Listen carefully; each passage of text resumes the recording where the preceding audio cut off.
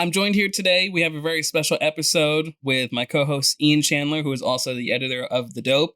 Also joined by Jeremy Griffith and my friend Shane Cobalt. We're going to be talking about magic, everything we love, business, how magicians can make money. And we're going to be talking about some things that are going on in the magic industry right now that are maybe controversial, maybe not. I don't know. We'll find out. Thank you guys for being here. I really appreciate it. Dude, thank you for having us. Thanks for having us, Benny. This is going to be awesome. So what's going on with everybody? We're on the tail end of COVID? I don't know. Are we? You know what? Like, why even bring it up? I feel like this discussion's been had every day by everyone you've ever come in remote contact with who could or could not infect you. That's fair. This is true.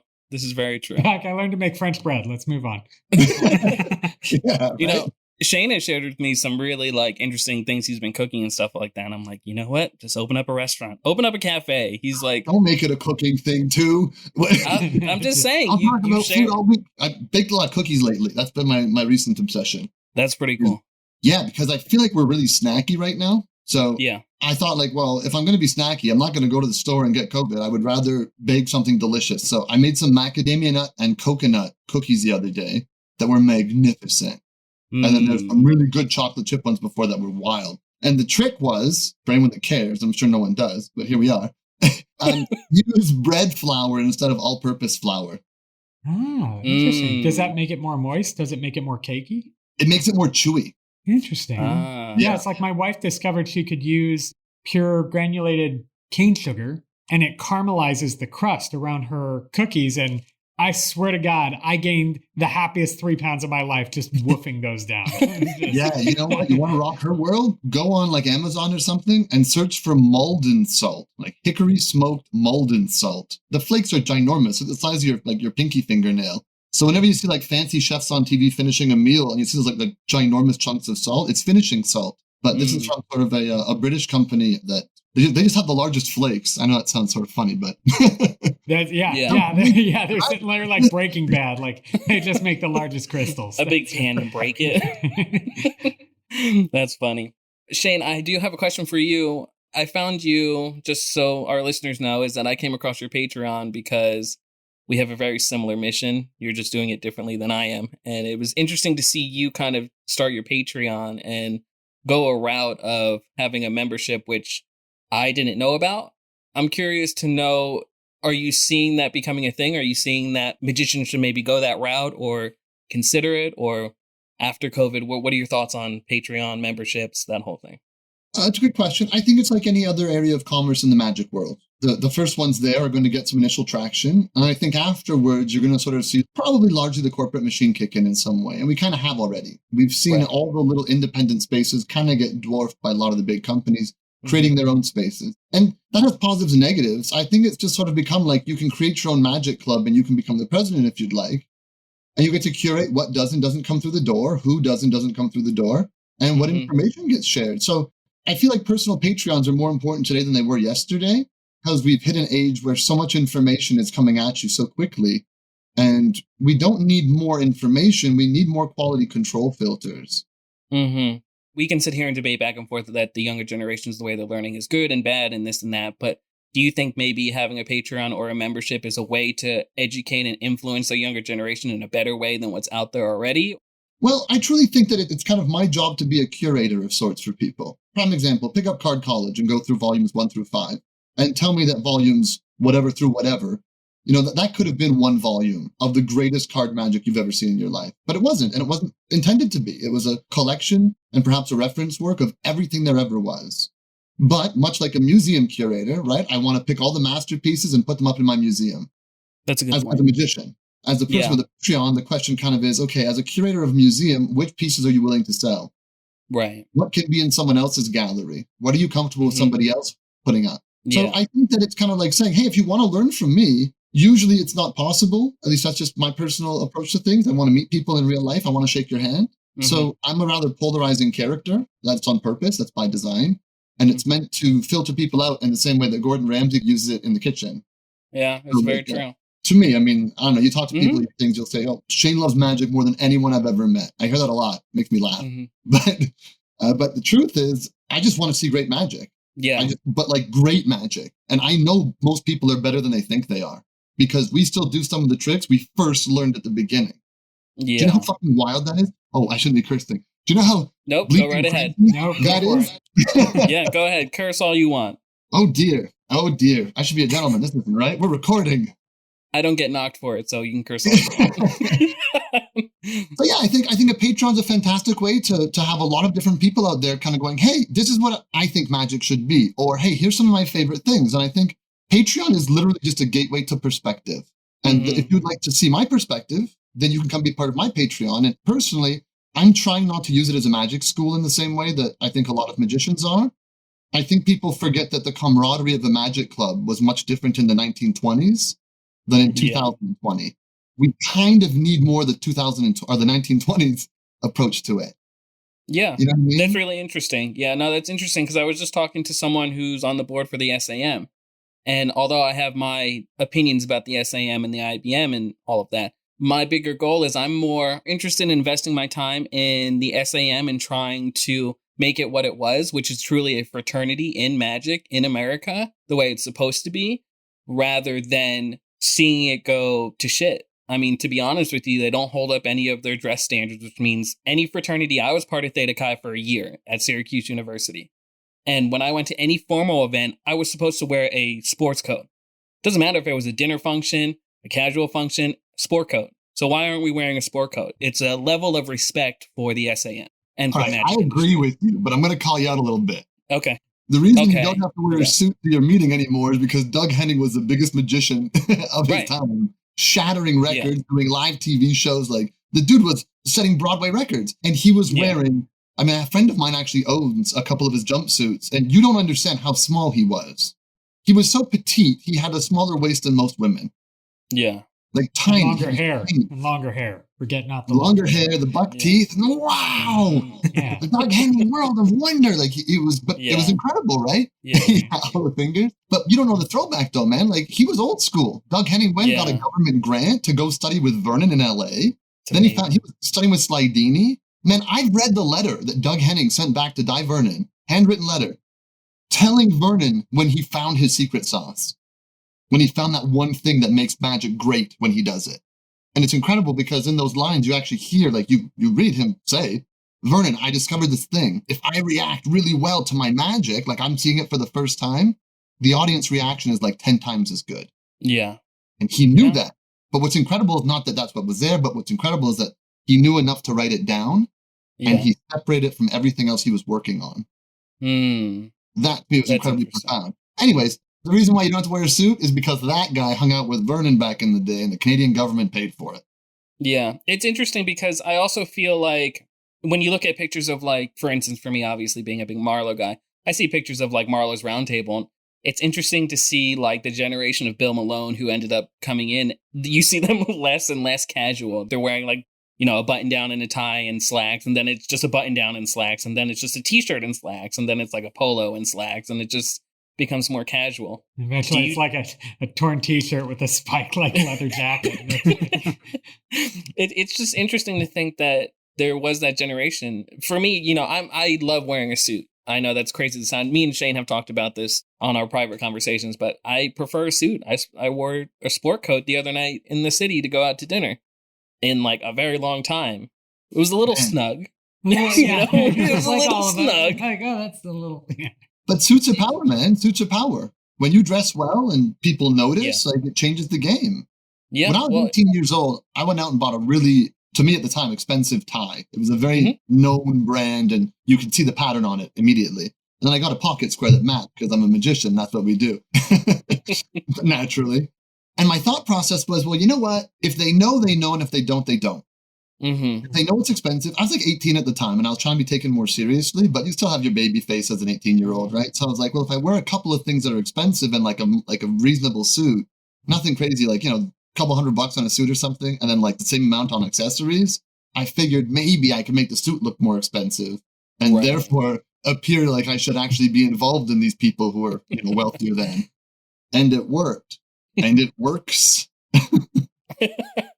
When you dress up, people notice no matter what, man. When I polish my shoes or shine my shoes, people notice. Every time, people notice. Yeah. So it's like Sinatra. You know, I have a lot of distant ties with Sinatra. And one of the things that I was always told about Sinatra is that when he would go on stage, a lot of people don't understand when he would put on a tux, it wasn't just for the fact that that was that time period and everything like that.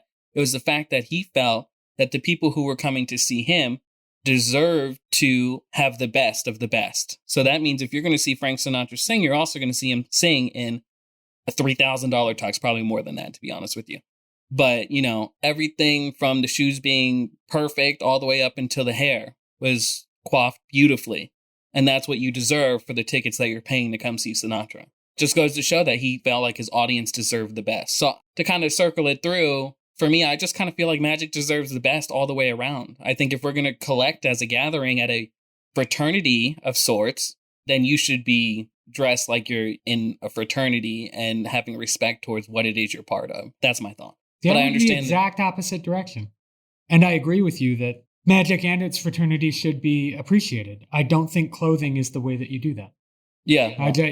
When I ran that jam, where we're talking 7 solid years, I know for a fact that if I had put a dress code on there, it would immediately cancel out a number of the people who, over the years, kept showing up and ended up doing incredible things. Even if it's the kid who ends up becoming a member of the castle and eventually can afford the suit because of the shows that he does now. Right. Absolutely, it's by all means is a goal to attain.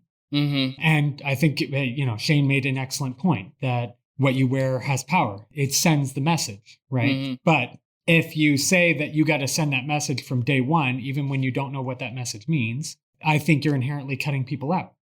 So if it's a gala evening, then that's in the title. Like if you don't show up in a 3-piece black and white night, then you deserve to get kicked out because them's the rules. But if it's a Magic Club, then the respect that you pay is in the respect you pay to the knowledge, not the suit that you wear when you show up.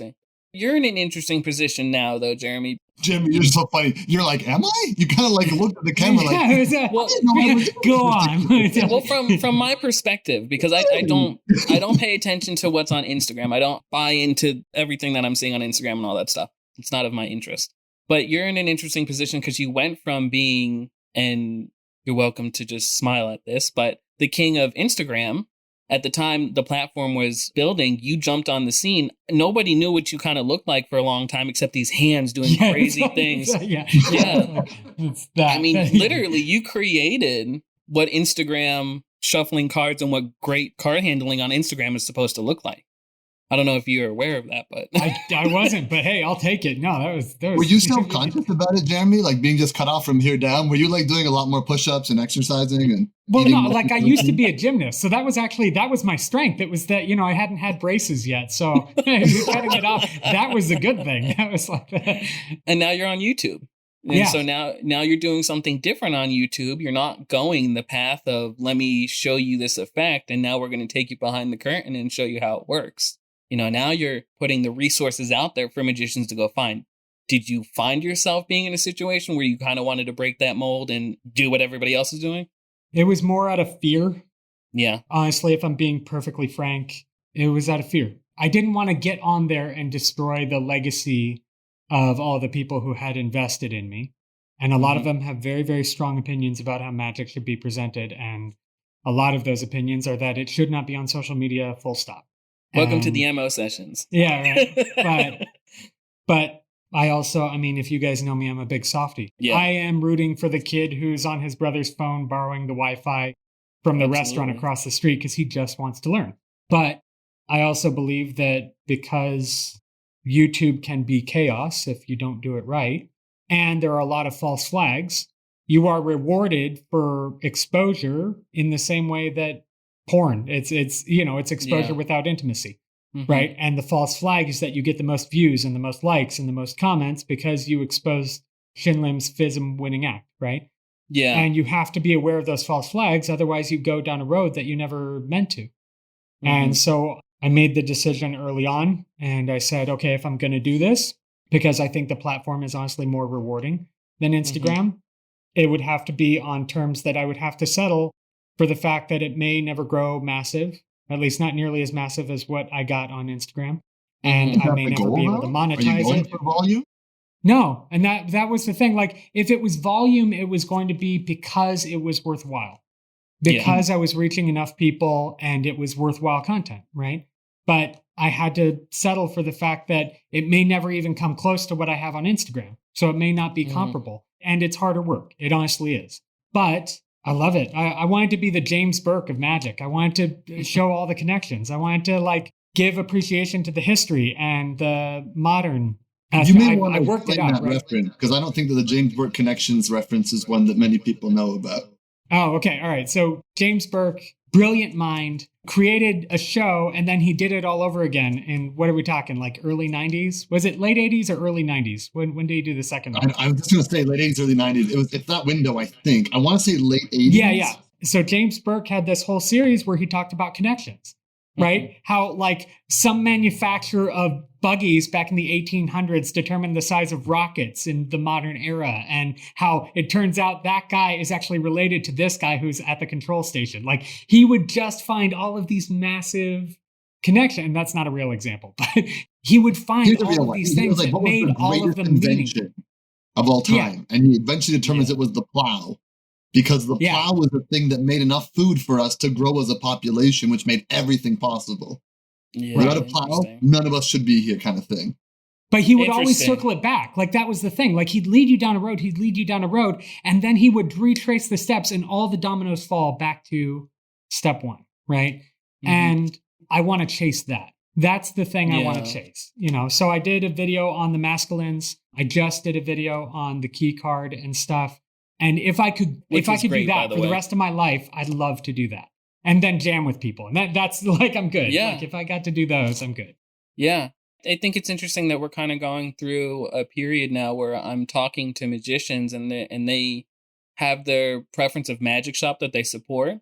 But now everybody's signing up to kind of go back onto the membership thing. Everyone is signing up for a membership and everyone is signing up for a Patreon. And they're saying that little 10 minutes of, you know, like Ian put me onto some Chris Power stuff, and watching the Chris Power video on Gumroad is much better than some of the other stuff I've bought from the Target of Magic and Walmart of Magic and Costco of Magic and the Zara of Magic. Names? Are we not supposed to say like the company names or like? Yeah, I don't care if I get shit on. I mean, if you've got a company experience and you're legally not bound to secrecy, like why don't we just say stuff properly? Yeah, so like, I mean, things I bought from Vanishing Ink, and my preference of store is Tannins. So if Tannins is listening, please sponsor me.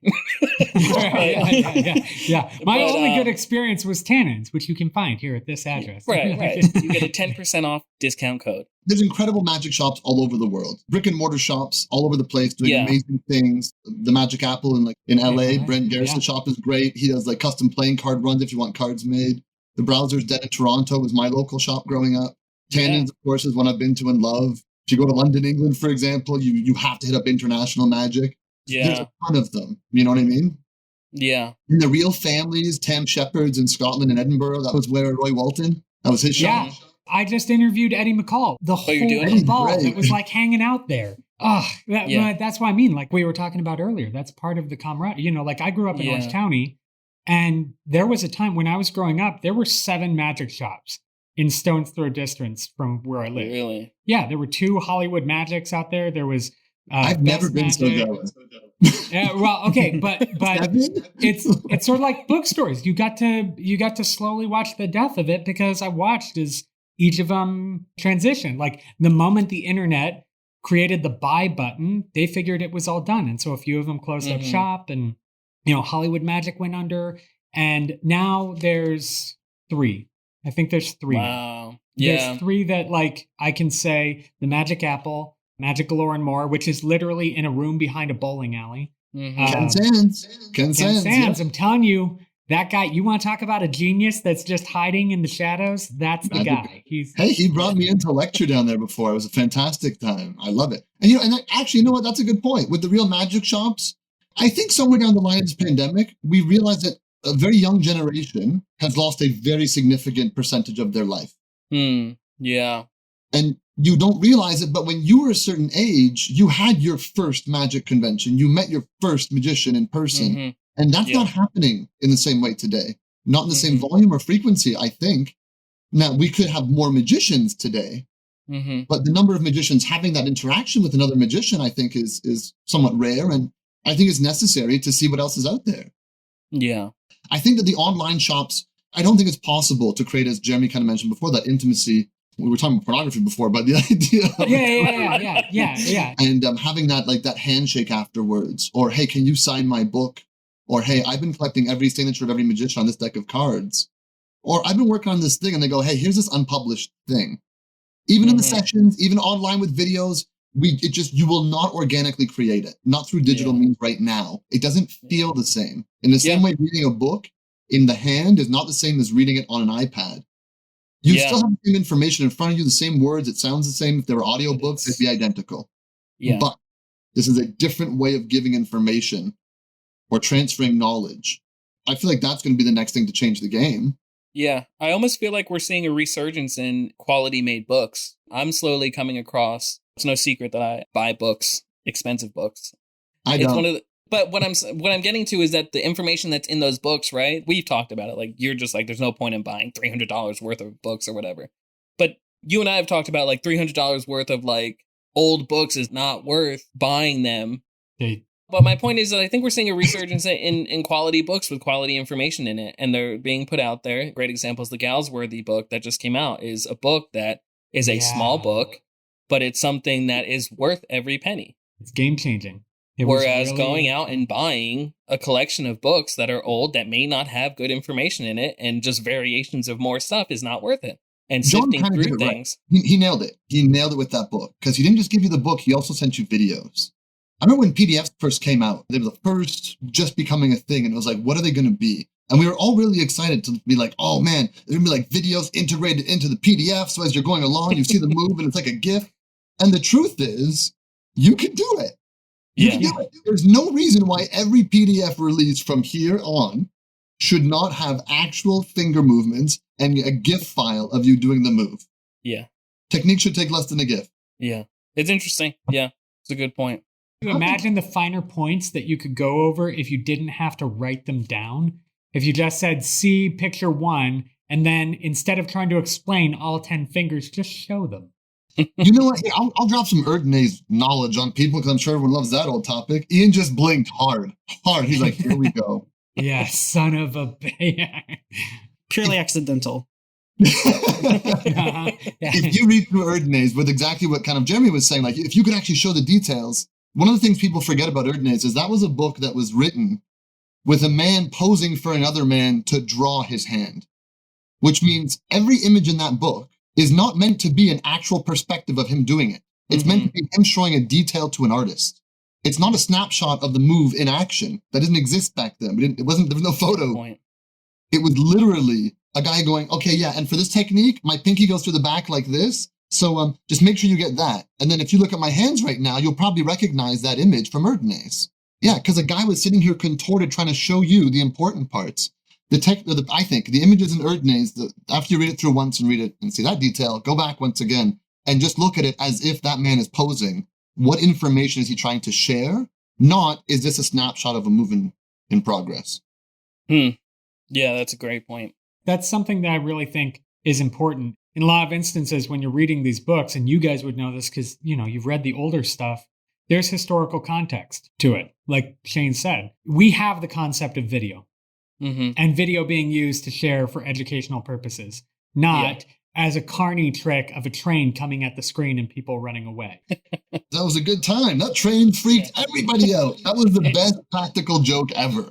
That's so good. Millier, that was his big thing, right? I'm not sure if that was Millier's. I think Millier saw that. The only thing about teaching with video that I'm always challenged with and I always have a problem with is you see a distinct lack of unique styles amongst people. And you kind of only see them develop their own style. This isn't a universal truth, so please don't hold this as gospel. I'm just making general observations and assumptions here. But often when I see people that have learned from video, they develop the style of the person they're watching, of course.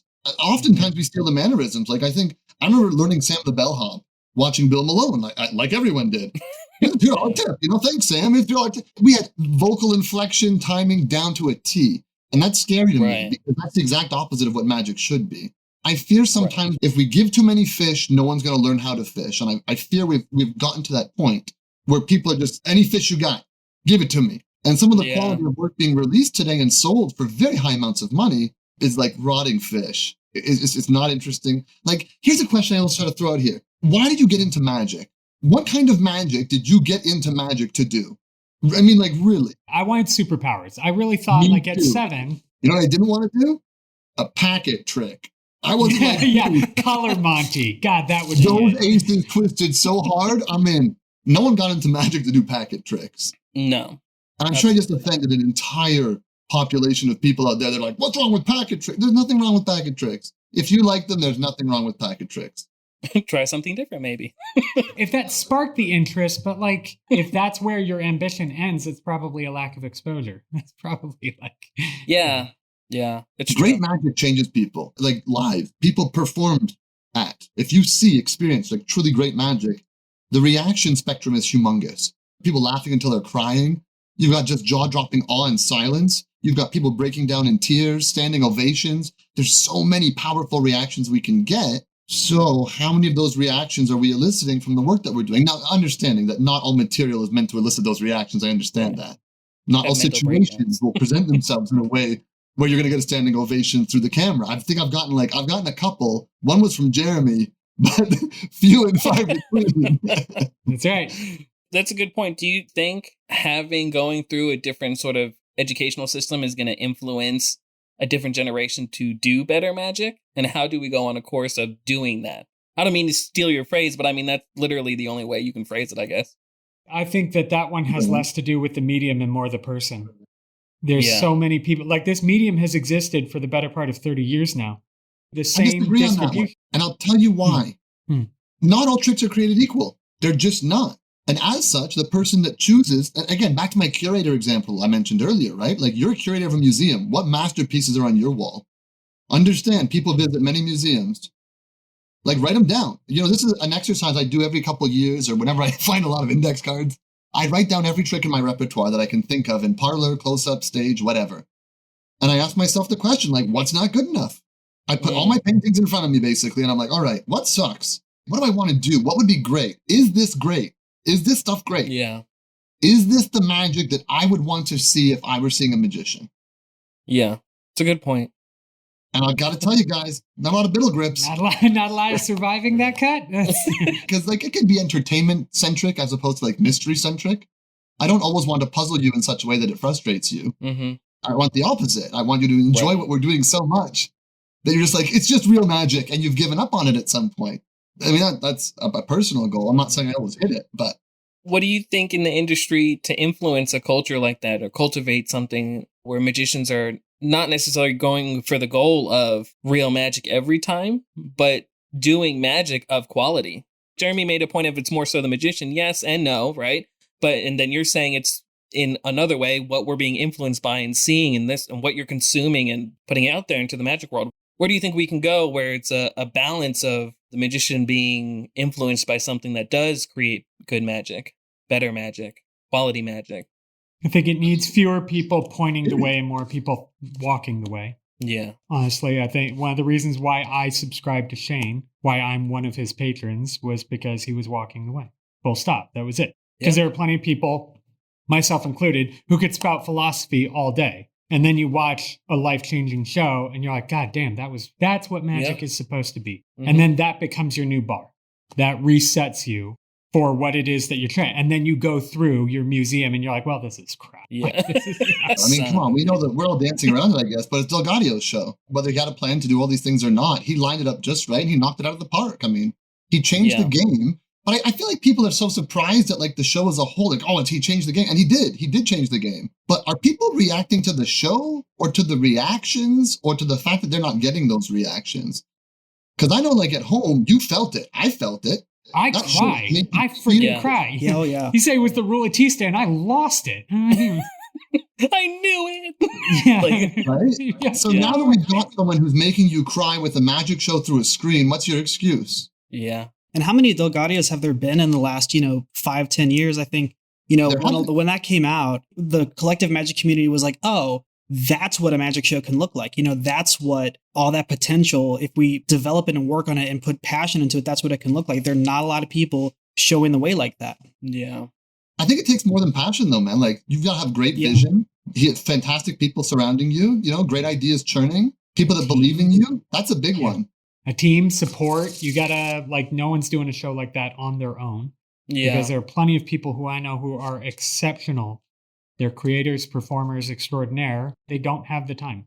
They just don't. Everyone needs a Jim Steinmeier. That's just how it is. Like, yeah. It's interesting to hear Jim Steinmeier talk about magic overall, but the way he thinks about magic and sees it and how he develops his own work based on what he's influenced by. And it's interesting to me because it's very, like you said, it's almost like an old school take on things, but at the same time, modernizing it to create the best work that's ever been put out into the magic world. I think it just goes to show that if you're influenced and you're reading the right material and exposed to the right things and know the right things, like you said, there's no excuse to why we're not doing better magic. I hate to keep saying that, but that's your thing. But have you guys heard the concept, like, you earn an income that's an average of like your 5 or 10 closest people? Yeah. Yeah, the power of influence. You're the average of your 5 closest friends. Right. Shouldn't that apply to many things like the 80-20 rule does? Shouldn't that apply to your magic? Your magic will be the average of the sources, the 5 or 10 sources you spend the most time with, the magicians, or wherever your source of information is coming from. The truth is, we need to be more critical with guys like Jeremy. We need to be more critical with guys like me. We have to hold ourselves as teachers to a higher standard. If we feel we're doing good enough, we're not doing good enough. Yeah, you're fucked. You're basically, you think you're hot stuff, you've officially bought into your own PR. Yeah. I want you to be your biggest cheerleader. I want more people to be proud of their work. Real proud of their work, man. Do you know how many years we put into this stuff so that no one can see it? Yeah. We can talk about it freely. Boast, gloat at me. Show me your greatest stuff. Like, tell me what you think is amazing. I want to know what drives you. What makes you love this stuff so much? Where's your passion? I mean, I can't imagine it's in double lifts and only like Elmsley counts. Where's this fuel, man? Like, what's your good shit? That's the question, right? Where's the good shit? That's what I want to know. If I sit down with a magician and we're like, it's like sitting down at your house, okay? You come over to my house, we sit down in the kitchen, I pull out a couple of glasses, and I walk over, I don't open the liquor cabinet. I go on top of the fridge because you know there's a special bottle in that cupboard that's just for me. Take it down, we pop that cork, I smell the bottle as everyone does, you smell the cork, we pour 2 little, drams of scotch, and we sit down and we sip and we talk about magic. We do some bottom deals, we pour some more scotch. I know what the bottom deals get better, then they get worse. They get a lot worse.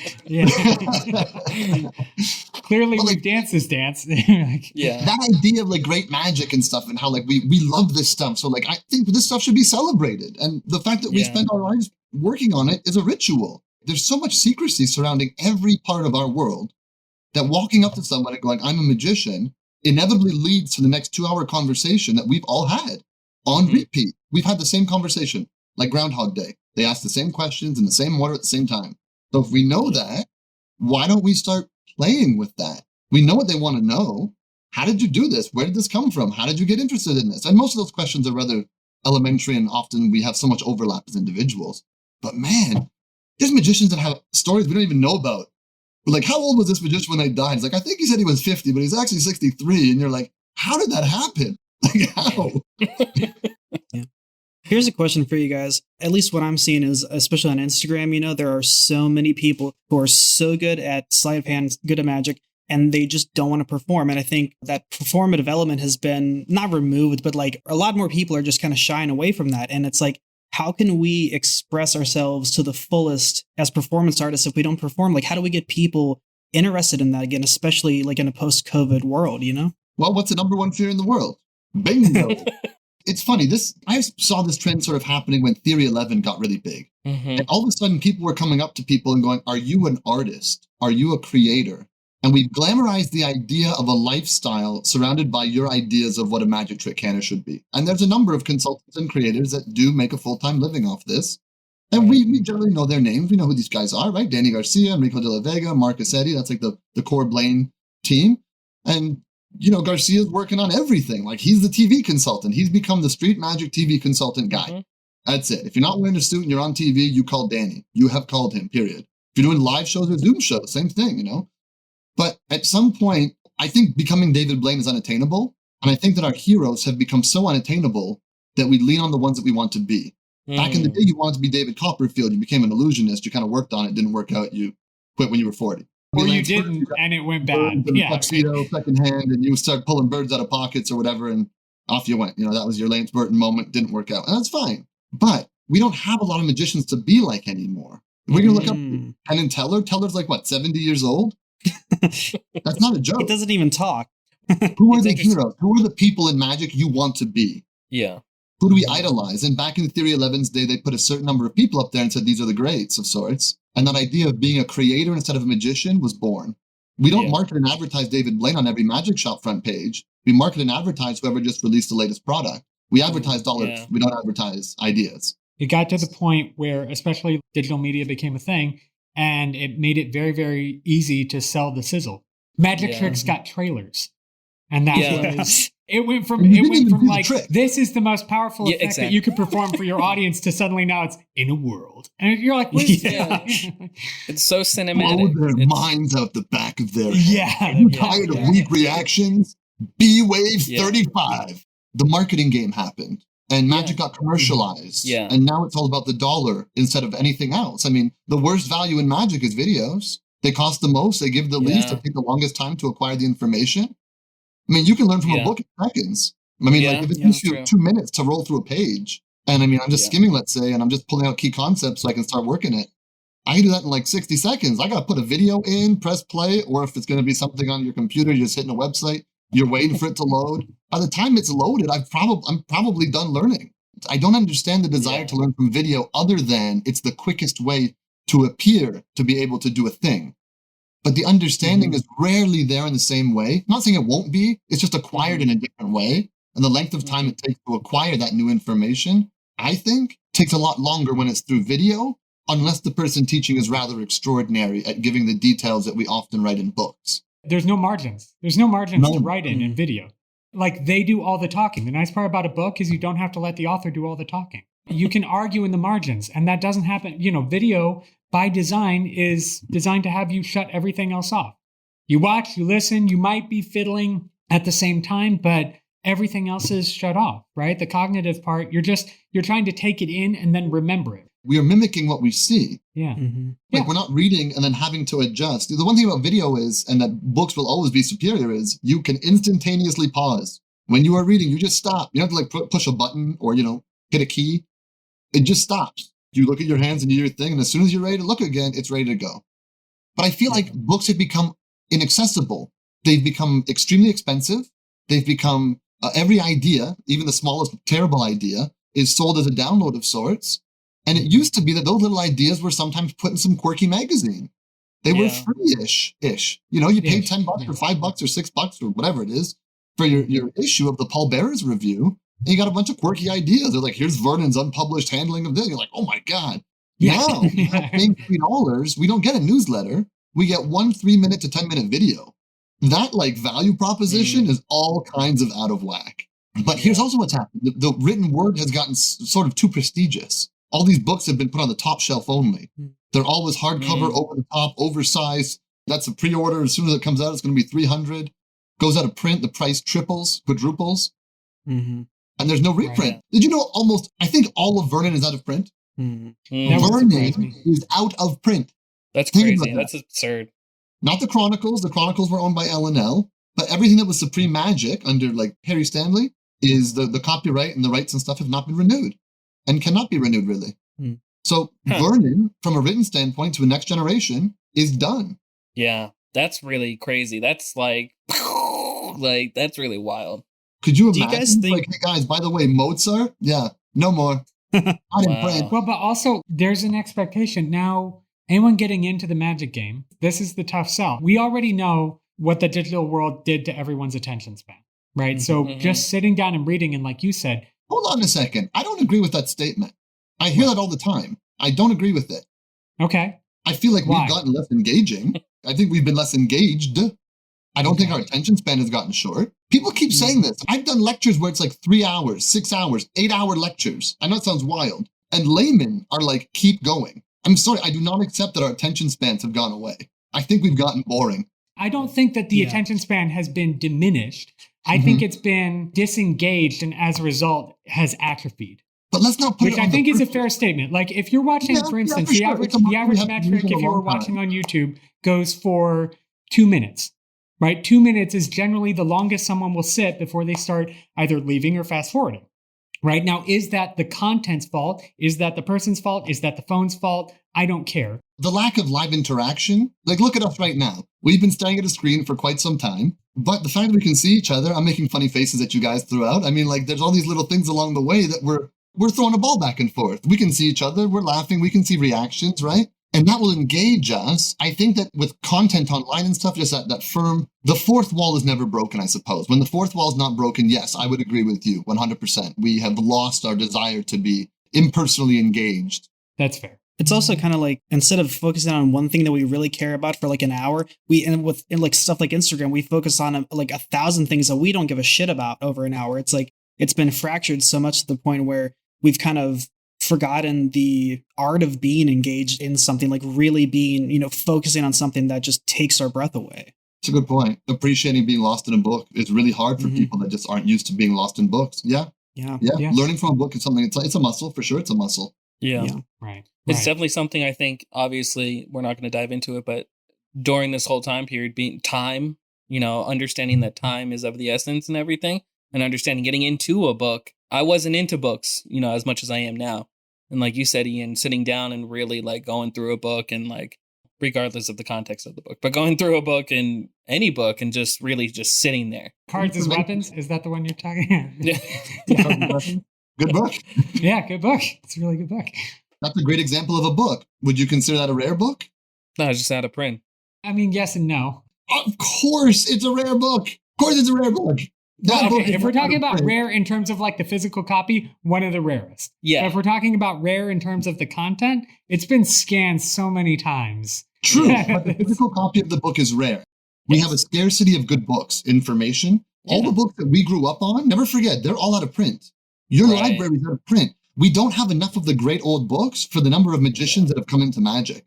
That's one thing I've learned. It's exploded with visuals, with video. If the number of magicians buying stuff is now much greater, we could potentially do much larger print runs and then hopefully bring the cost of those books down. Mm-hmm. But we're not seeing anyone in the market do that. David Stone kind of did with that Close-Up Magic Secrets book, the Secrets of Close-Up Magic, a little paperback, looked like a pulpy book almost, it was like $20 or 25. Yeah. I just don't think we're seeing a lot of that now. It's not like when we were kids. Yeah. We could get books because that was what we had. There wasn't another option, for me at least. Yeah. But for a lot of kids today, man, $60 on a book? What if it's not? That's heavy. Yeah, that's it. And that was a heavy investment.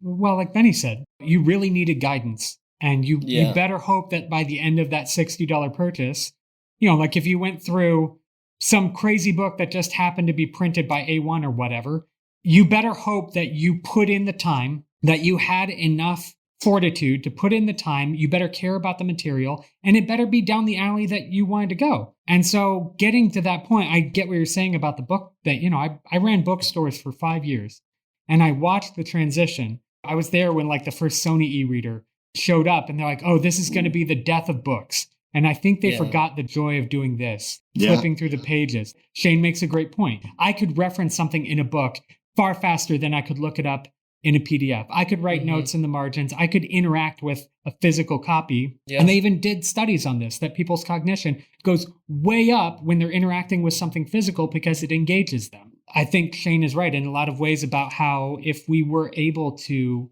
and probably the people that feel however you want about them, Vanishing Ink is producing probably the highest quality in terms of books right now, in terms of like where everyone could buy it. They're producing them in a quantity that people could actually acquire them and at a price that they could reasonably buy them. Because $60 in 1990 is what, $130 today?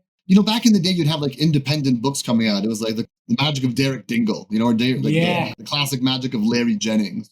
Yeah. We had those books, and they were incredible books. I wish the smaller publishers weren't the same as the magic shops. I wish we still had people that only did books and the shops that sold them. The fact that there's shops selling the books, unfortunately, there's a little bit too much bias I see in the business aspect of it, the marketing. And I get it. There's my next business. Hold on. I get it. Right? Take notes. Everyone's selling their own brand, but it's like sometimes it's nice to see people outside of that brand. You still want to see the names in magic that those books were written about, like David Williamson, Williamson's Wonders. I want to see Chad Long live. I want to see him in person, man. He's so good. He's so good. Yeah. He is. I feel like magic's missing the live element, and it's a strange time. It is a very strange time. It's a very strange time. But it's such a cool time, too. Yeah. This is the most extraordinary time of my life. Yeah. I mean, I'm not saying this is a great time. I'm not having fun by any means, but I'm saying it's traumatic both on the good side and the bad side. Remember, think about this. In 10 years looking back, when kids ask you, were you alive when Donald Trump was president?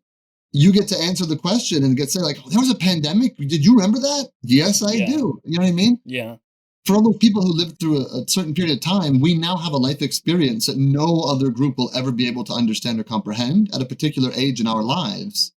When they go, oh, yeah, whatever, old man. I know you went uphill both ways in snow when you were a kid. You had to wear masks. Boo. Yeah. Yeah, right? You didn't have the flying car.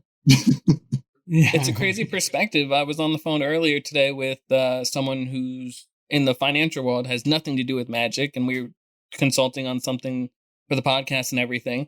And I'm trying to explain to him that, like stage magic, like the Las Vegas magic is slowly dying out. And he didn't quite understand that. And then he started to think about it and was like thinking about all the shows he's seen in Vegas and how pretty much they're not there anymore.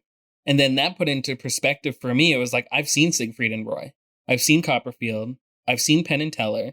I've seen the shows that really made, obviously, Siegfried and Roy were Las Vegas. And it's crazy to think that one day there will be a generation that they won't even see any of that. If we're lucky, it will be replaced by something like, I think Derek really set the standard. And it is my hope, honestly, that we see stuff of that caliber. Not the same. I don't need to cry on every single show or anything like that. I don't need to have my soul transformed. But what I do want to see is what that bar does to people. Because there are people out there right now who are obsessed with just trying to find the best goddamn way that they could express it. There's music in there, and they can't figure out what instrument or how the notes come together, and they're hunting hard, but they know they're like, it's there. Yeah. And I'm hoping that with enough support, with enough people going, yeah, do it. It's okay if it sucks at first, just go for it.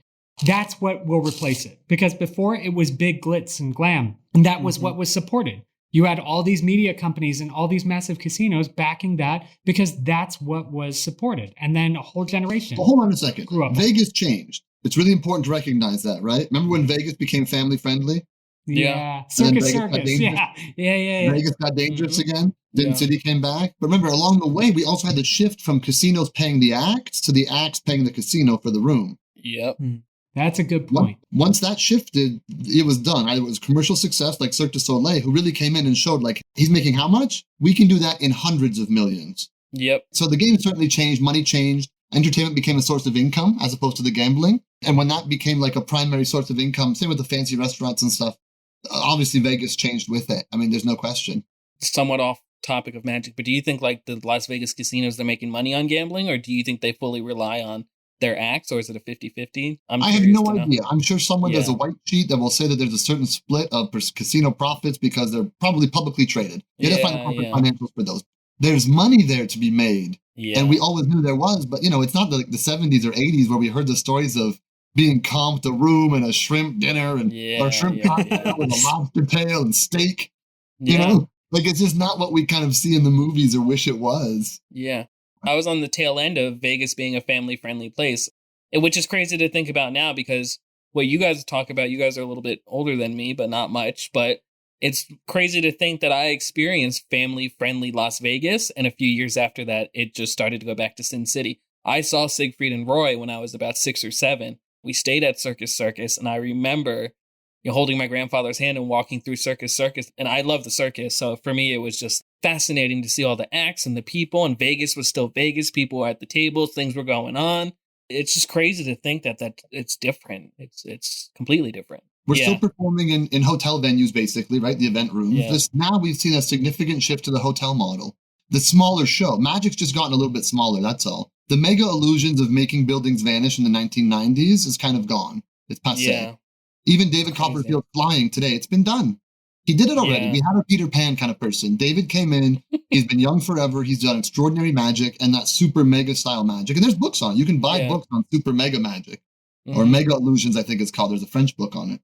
Yeah. That's done. And we're going through the cycle again. In the same way that Howard Thurston had his touring illusion show in the 1930s, He passed away. Then what happened? Well, World War II didn't help, but that also changed the game, right? What shows came out after that? What kind of an act did you do? Did you do a spot? Were you doing 10 minutes, 5 minutes? And I think now we're kind of almost back to Malini's time when you have a hotel show. Yeah. Yeah, you're moving away from the big vaudeville production. I'm not even sure if we're moving from vaudeville so much. It's a funny time in history to think about it like that. I'm just thinking of the size of the effects. But yes, you're right. There were the smaller venues for it, but they were also happening concurrently with the super huge, like Howard Thurston, most valued entity in entertainment kind of thing. And I almost feel like we're going hipster. And I'm not saying that to be flippant. What was the hipster movement about? It was a desperate hunt for authenticity. People started making stuff by hand, using real film because they wanted to like feel the world around them and everything. And I feel like magic is quickly, because we're bombarded with digital, we're desperate for like that small, intimate sort of experience of magic. I think that's why the Roosevelt did so well. Why they kept creating all those shows was because it was a great play. Jeremy, you mentioned something before. We were talking about the magic and stuff. You were saying that it was the person that you thought was really lacking. And I said, well, the material necessarily, not all magic's created equal. There's one point I missed in there, and it's come full circle now, which is there's this concept of whether or not the audience believes you. I don't believe you can do what you claim. You do not appear as powerful as you claim to be. And therefore, I'm about to heckle and mock you. We've got these disconnects with who we think we are, who the audience thinks we are, and how those things line up. Sorry, I totally derailed that conversation. Talk about a tangent. No, do it. No, it's good. It's good. It's interesting because I put up a quote in my group chat recently about being heckled. I forget who it was by, but it was pretty much saying the same thing, that if you're being heckled by your audience, there's a reason why. And it's probably because your magic doesn't present it as being interesting or powerful or engaging or whatever it is. Then you should probably find better material. Let's give full credit to the assholes who just like picking on people while they're performing. But, heckling's fun. If you're good with hecklers, heckling's fun. The question is, are you good at playing with the audience? Yeah. Like, how hard is a heckle for you to take? Someone heckles you, like the show over, you're like, I'm going home. Or like, can you laugh about the heckle? Like, if I get heckled and it's funny, I'll laugh. I'll then threaten their life, but then I'll laugh first. Yeah. I'm going to kill you in the parking lot, but I'm going to use that line later. Yeah, right. Yeah, right? It's like, that was hilarious, but if you use it again, I'm going to end your lineage. You'd be like, do you have children? Good, because you're not making it out of here. How many? It's like what Pitt Hartling talks about in Card Fiction is about, like, not only knowing how to respond to challenges, but also inducing them, like having that fun dynamic with the audience, treating them as part of your, I don't want to say materials, but, employing them as well as whatever, cards or coins or whatever you're using as part of what you're playing with. Yeah. That's a good point, actually. Is the audience necessary? Because a lot of magic we see, especially with YouTube magic, we're kind of seeing now, anything with a video camera, the audience isn't necessary. They come after the magic, which is baffling to me. Welcome to the New World Order? Yeah.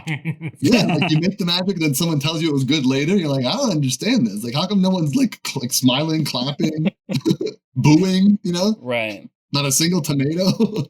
Yeah. Not one rotten cabbage. Unbelievable. Has anyone been heckled in a Zoom show? You guys had any like shows like that? You get heckled yet? I've heard some stories, but yeah. Show, which was probably the most interesting power moment in my life because I have nothing to lose and I can make them go away with a push. Yeah, do you have to like scroll through and find out who it is? Like, Who the fuck said that? For the outline and be like, who said asshole? Which one you say? Say it again. I gotta find you. Yeah. That's funny. That's crazy. Heckling on Zoom shows. That's a whole nother caliber. That's a different ballgame. But you know what? Hecklers come in different flavors. Some people are trying to ruin the show. Some people are trying to ruin your day. And some people are just trying to be part of the show. They're just trying to have fun. And it's important to recognize intent. It's wild to think even on like a Zoom show, why you're at home. So why buy a ticket to go to something and then heckle the shit out of it just for the hell of it? Well, hold on, but you're assuming the heckle was with negative intention. Yeah. Some people think they're adding to the show. That's true. Danny, I'm doing the masterclass for Danny Garcia because. And Danny Garcia had an interesting point because it's a masterclass for Danny Garcia. I mean, that's... Yeah, exactly. It's one of those things where he's like, if you see someone who's going to be a little rambunctious or heckling or whatever, you instantly make them a stooge. And now there's this whole conversation going on now about making people instantly a stooge and in their acts and things like that. It's an interesting concept. I never thought to make someone an instant stooge. I don't aim for instant stooges, but but now it's a thing. Something I was thinking about is like, can you over Zoom? Is it possible that we could have like another David Williamson Murray moment? Like, can that exist over Zoom? Of course it can. 200% it can. How? All you need is one person following your follow along, it always works instructions going catastrophically wrong. True. Yeah. Be like, my cards aren't in order. Excuse me, my cards aren't in order. They put their hand up. They unmute themselves. Yeah. Mine didn't work this time, Magic Man. Yeah. Can you do it again? We also have that problem, right? No one's sitting beside any of your spectators. Usually there's a level of politeness because the lights come down in the room and they're sitting beside people, so we have to be polite. Now, people are like watching TV. That's a funny thing about Zoom shows. You can see other people, and they don't think you can. They forget that. So they're like... Eating dinner. Yeah. Yeah. Yeah. Yeah. Yeah. You see, Right? you see them muted in the... Yeah. Yeah. It's so angry. It's so angry. What was the point of this conversation? I feel like we went a lot of places, but we didn't have a map. It's a conversation. Cool. Okay, Yeah. I'm down. It's a conversation with you guys. I think we can all safely say, read more books and hunt for the greats. There you go. There's your one for Jeremy. There you go. Hold on, let me get the board. Right. There we go. You know what? The big takeaway is this. There's a lot of great books that are very inexpensive and no one talks about them, and it's really unfortunate. But the truth is, you can find some miracles in books like Expert Card Technique, The Card Magic of Paul LaPaul, The Royal Road to Card Magic, and they're all written in a way that should be not only accessible, but of a variety of skill levels. And if you go through The Card Magic of Paul LaPaul, Expert Card Technique, and Royal Road, and you can do everything in those 3 books, you will be the best magician I know. You have your bachelor's. You basically, like, more so than card college, I feel like if you can do that stuff, and I even brought that up, you go through Royal Road and we treat that like it's a beginner thing. But if you could do that one from end to end, you're legit. I don't care what anyone says. You are absolutely legit. Yeah. And I don't care if you can do Raise Rise. Like, if you could do everything from Hugard, I applaud you because I'm still trying to do all that. There's this like pandemic, let's say, and this visual magic epidemic. When did the visual become more important than the trick? Yeah. When did the visual become more important than the magic? Like, there's no magic in Card to Watch. Can I get my church fan? Because you're just like, Magic Jesus is just spitting the word right now. It's crazy. Yeah. I'm going to start talking in tongues. Here in Atlanta, we just go crazy and pass out and stuff. I should get a dirty white robe and like something to stand on, and then I'll do something from home. You know, I'll light myself so that my face is glowy. Oh my gosh. I think it was the false flag. Speaking as a person who spent the past better part of a decade becoming a technician on Instagram, where it was all visuals, right? Where I was deeply and profoundly rewarded for being able to do something cool visually on a very visual medium. And it was super easy to record and everything. It became like eating candy all day. Right? Well, Eric and I don't a great essay in Tangled Web about fireworks, right? I love that one. Ooh. And then they go home and they don't remember any of it or necessarily care about it so much. Like, it doesn't affect them, or they don't take it any further than that. And it's like, it's a great question. Like, how long does your story last to people? Yeah. You know, I think a lot of stuff that's like really quick social media video, it's truly consumable. They chew it up, they digest it, and they move on. Next. If you're going to try to grow in that particular area, you want to pollinate those ideas, and you really want to like grow in a social media setting, you have to be comfortable with the consumable nature of it. You've got to feed the beast. And the beast is always hungry. Always. You'll be rewarded for it, but as soon as you turn off the tap, it all goes away. And those endorphins are mighty good. Well, it's like how we, have commoditized not only tricks in the industry, but we've kind of commoditized magic in sleight of hand. People post moves. They don't post tricks anymore. I mean, I follow people who post a lot of tricks, but the people who post moves and, well done stuff, technical sleight of hand, tend to get more engagement. And like people ask like, oh, how's your DPS? Like it's some badge of honor. Yeah. Which it is. That's okay. And that's all right. Well, yeah, but that's not all of it. But that's the thing. I don't want to, we need to make the distinction here because technicians have always existed. There was an entire era where card manipulation was an art form unto itself. Right now, I feel like Japan is the only one that's like producing that, where that is, it's pure technique. Like no one thinks that you're literally creating cards from thin air. They're like, he's hiding it and I don't know how, but they understand that it's technique. So let's give due credit to the technicians, but let's not call technique magic. Like that's the only thing that I don't think is fair to say, because there are people who create a conceptual framework that leaves you in awe, trying to stare at the numinous, and those people deserve a completely different style of credit than the guy who can do a DPS and take it all the way home. That's fair, technique is magic. Technique is magic. The effect is the method. I'm not sure if we know this yet. This is the thing I keep saying, and people keep trying to fight with me on this. And I'm like, if you have to do it, it existed. It was part of the effect being created. The technique is the effect. It's usually a combination of things, not usually just one, but sometimes it's a single technique. We can layer them. We can make techniques more and more difficult to identify. We can weave them with other techniques to make a red herring, to make you assume we're doing something else. But I mean, think of a DPS like being a runner. It's like, how fast can you do the 100 meter? Or maybe you're a marathon runner. Yo, can you do a 30K? An Iron Man? Is that the DPS? Is the DPS the Iron Man of like fingers and magic? I'm just saying, like, there's certain things that should be held as badges of honor. There are certain extraordinary things. If you can do a DPS invisibly, you can get any card from a separation or a break in the deck out into the palm of your hand as you hand the deck to somebody. Hell yeah! We should be like waving flags and setting off fireworks for that. Anywhere. Yeah. I do think, though, that technique is necessary for the method, but not sufficient. I think that absolutely it is involved and probably paramount to the execution of the method, but the method also involves pattern, presentation. If we were talking about magic in terms of like the classical presentation of something, yeah, technique is absolutely necessary, but definitely not sufficient. Otherwise, every technician would be a magician. Not everyone wants to walk out on stage. Those curtains are the thing that stand between a lot of techntechnicians becoming magicians. I did it. I practicing technique. We still do it. We all do it. We've got stuff we've never shown people. We just practice it because. There's nothing wrong with that. There's so many ways to take pleasure out of magic. Whether you're on the opposite side of the stage, sitting in a seat, whether you're behind the curtain, or whether you're standing up in the spotlight. There's so many ways to take joy from this. What I think is fascinating is the fact that we have so many non-magicians, people that learn the back end of it, but never decide to put a whatever on, let's say a top hat for the sake of a magical accoutrement, right? There's pop your top hat on. A lot of people choose not to put on the top hat or, grab a wand and go perform for real people. And I find that interesting because with that dwindling, it really begs the question, what are those that are choosing to become magicians doing it for? If most people don't want to do it anymore, what's the appeal for the few that are chasing that road? And how, if it's a good thing, do we get more people involved in that? I don't know if it's a bad thing. Imagine an entire factory of people all trying to invent magic, and then you decide to be the magician. You'd go to the greatest catalog ever, and you could cherry pick miracles.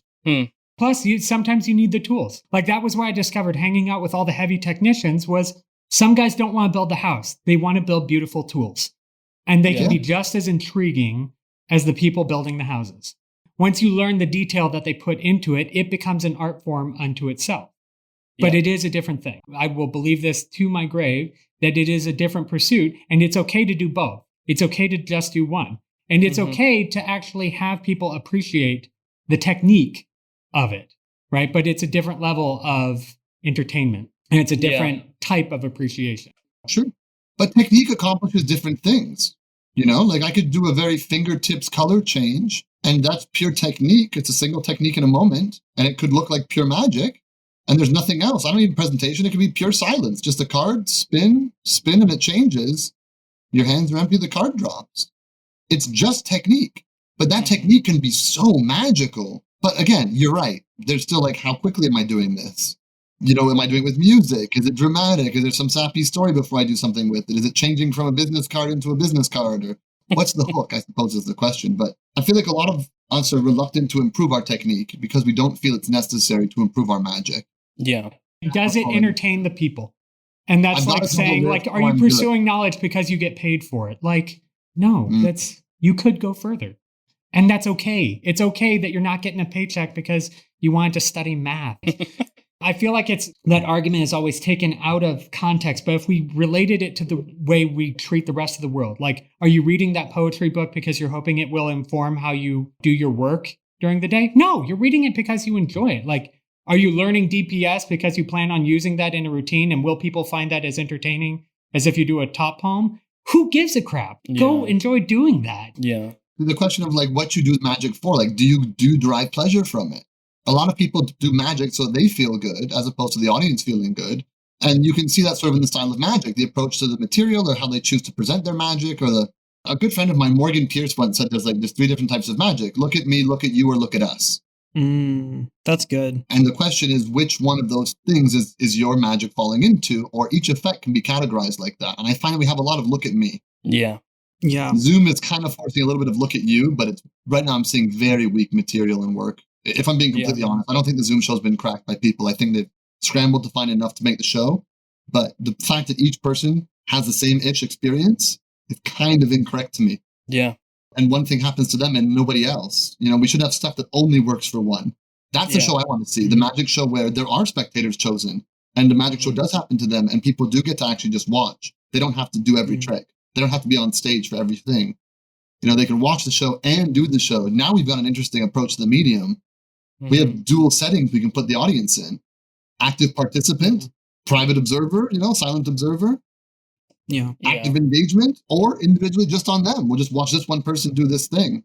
I went to all of Helder's shows, and that was probably the most intriguing thing. And I feel like he was at the forefront, along with Will, that he had a stage manager. The stage manager spoke with everyone ahead of time, let them know what they were doing. But they also said, listen, we're going to choose people. And he just had a wine glass chock full of numbers. And when you got your package, that was the other thing. There was a physical object to engage them with. You got a number and you put that number on your thing. And whoever he picked, that was your moment. That was like when you got to engage with the show. And that was the first time that it wasn't just like a look at me, or look at us because we're all doing this thing. It was right here. Here's my one problem with that. He identified people in the package. In other words, was it truly randomly chosen or was it not? And I say that because in much the same way as someone classic forces something on someone and they immediately realize they've been classic forced, I fear that same sensation will present itself. But more importantly, there's great effects that don't require you to stooge someone or specifically send a specific package. 52 has this trick in it. So let's go to the glass of wonder. Okay, I got my number I need. Now let's produce the thing that I need. And I'm not sure if that's his methodology, but if it is, and I'm picking it up just by you telling me the fact that there's a number attached to a package, that's not good enough. Do better magic. Yeah, it's interesting because the guy I was talking to earlier, I have a counter to that, is that he did go to Helder's. He's not a magician. He's a lay person. He went to Helder's thing. He lives out in California, and he's been to Helder's show in person wherever it was. I think it's the Griffith Theater or wherever before COVID. And he went to go see it virtually, and he was unimpressed. He just really sat there and said the audience participation made no sense. He's like, I have this kit I was never called upon, sitting here on my desk. What am I supposed to do with it? And that's like the problem we now have. Now it's an exclusionary and interactive experience. Right. I got a box of stuff, but that person got chosen. I didn't get chosen. Is that not part of the experience? And well, you're not sitting in the room having one experience together. It doesn't feel that way. You're sitting at home in your room. Everyone's in their own room, but you're having different experiences, but not in a positive way. Yeah. Now we've got a different situation. Maybe if it was pushed up front, some people will be chosen, some won't. I saw the idea for Helder's show and stuff. I didn't see the show. I was explaining the concept. I don't know. So I'm familiar with what was going on. I just wasn't down with it so much. I don't know. I feel like it was in such a large quantity. That's the other thing. These online shows have become so big. It's like we don't even care how many people are in it anymore. And it's like, guys, have we forgot that you can limit it to 40 people? I know, right? What is it all about the money? Are people just trying to make as much money as possible off all these things? Yeah. Have an upper limit. Have it 20 people and no more. Because the nice part is you're not paying for the lights. You're just, that's another thing he said is that he just didn't feel intimate. It's like just watching TV. Exactly. They got to the point where there were 100 people. So that's... Well, I should not be paying 40 or 50 or whatever, I don't know, it was, let's say $30 to $100 to be watching television for one show. I'm sorry, it's not good enough. If your show is a video and it could be pre-recorded, you don't have a show. You have a video. Record it. Stop wasting your time every time. Which is a thing, too. I'm hearing magicians are pre-recording their show, hitting play, watching it play, and the audience is clapping it, at the right moments. Which is gross. That is just gross. That's that's not even pay-per-view. Right? That's, Let me just cut down to my hands, and then it's just a pre-recorded video of them with their voiceover on the trick. Watch, a little wiggle. Michelle, did you see that? That way they can hear you. It still feels live, but you're not doing it for real. Oh, that's gross. That's really cringy. That's like paying a consultant to write your love letters. I feel like that's just not allowed. I don't know. That's just... And they charge a premium for shit like that. And they do. And that's what's wrong. This is what we're giving the audience? You can't even be there live for them to actually do the work. You have to do it. Mm-hmm. How many degrees of separation are there between you and the audience? This is wild. Authenticity will win every time. But you know what? There's card tricks where if everyone does the same thing, it doesn't work out the same way. those are tricks that everyone can do. And everyone can try to, and it won't work for them, but it will work for one person.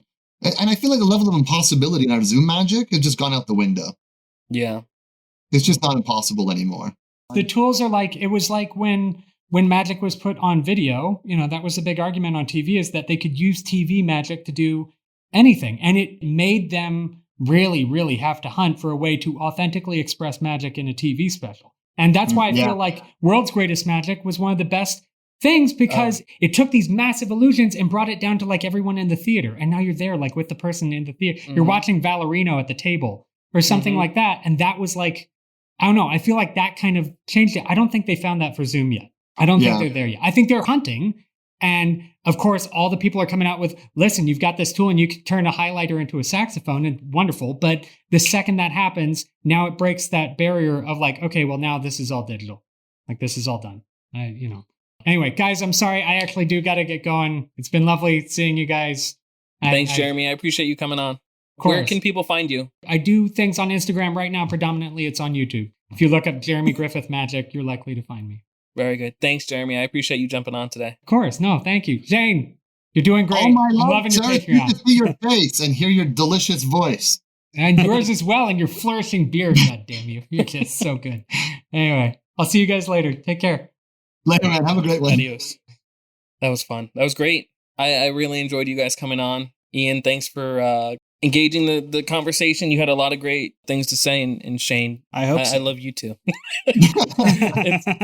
I feel a responsibility, and you and I have talked about this, being part of an influence and being part of a generation. And, you pieced together a theory of mine where I said it skips a generation. We talk about the Magic Castle and how the golden age of the Magic Castle and how that was the time it was supposed to be there. And you shared a very interesting story with me multiple times. And I think the other day you shared it with me as well.